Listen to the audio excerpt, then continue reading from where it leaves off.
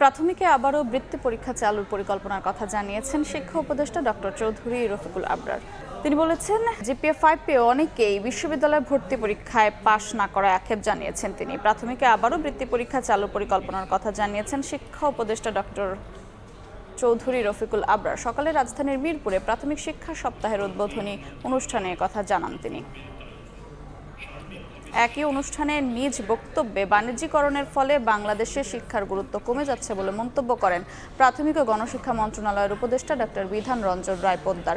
শিক্ষা মন্ত্রণালয়ের উপদেষ্টা ডক্টর চৌধুরী রফিকুল আবরার আরও বলেন, শিক্ষকদের যথাযথ সম্মানী দিতে বরাবরই রাষ্ট্র ব্যর্থ হচ্ছে। বর্তমান সরকার শিক্ষকদের যথাযথ মর্যাদা দিতে করণীয় সকল পদক্ষেপ গ্রহণ করছে বলেও উল্লেখ করেন তিনি। এ সময় বেসরকারি শিক্ষা প্রতিষ্ঠানগুলোর মুনাফালোভী মনোভাবের নিন্দা জানান উপদেষ্টারা। এবছর শিক্ষা সপ্তাহ উপলক্ষে 14 ক্যাটাগরিতে 150 ব্যক্তি ও প্রতিষ্ঠানকে পুরস্কৃত করা হয়েছে।